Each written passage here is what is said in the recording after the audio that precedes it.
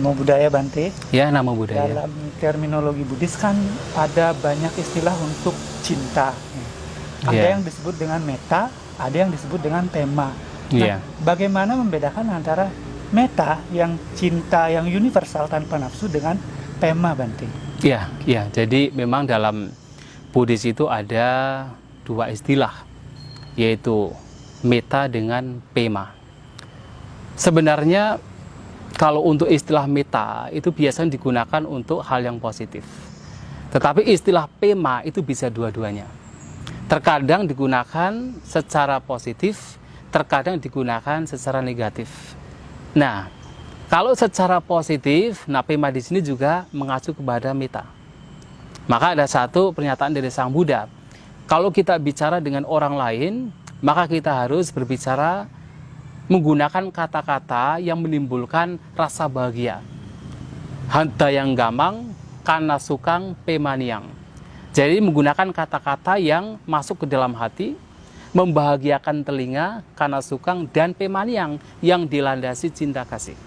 Nah, pema di sini mengacu kepada metta. Tetapi terkadang pema juga memang mengacu kepada cinta nafsu. Misalnya dalam Dhammapada ada istilah pemato jayati zoko. Nah, dari cinta muncul kesedihan. Nah, itu pema di sini mengacu pada cinta yang sifatnya adalah kotoran batin. Cinta antara suami dengan istri. Nah, itu kalau cintanya adalah cinta yang bernafsu, itu adalah pema.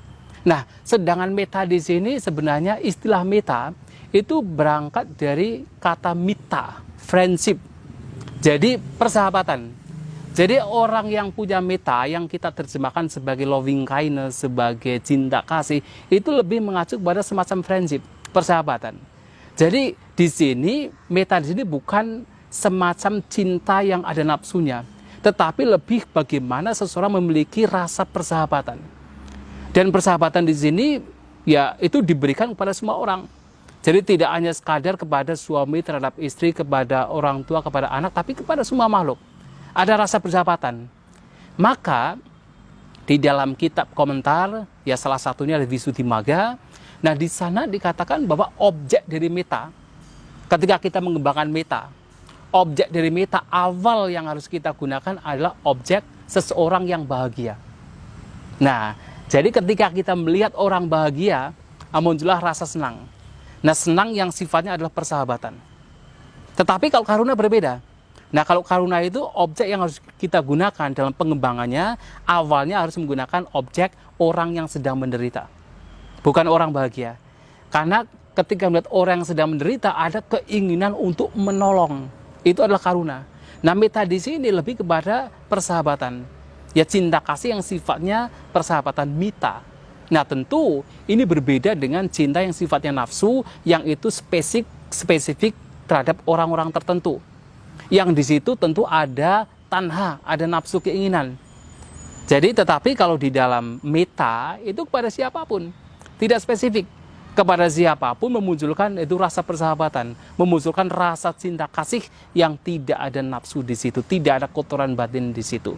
Nah, itulah kenapa sementara metta itu oleh Sang Buddha dianjurkan, didorong agar siswanya mengembangkan karena itu positif, tetapi kalau pema dalam hal yaitu cinta nafsu, itu justru ditunjukkan oleh Sang Buddha ada bahayanya.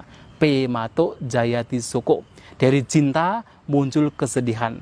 Tetapi kalau metta tidak akan memunculkan kesedihan.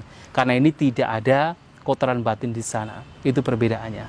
Ya, terima kasih banyak. Ya, baik, terima kasih untuk pertanyaannya.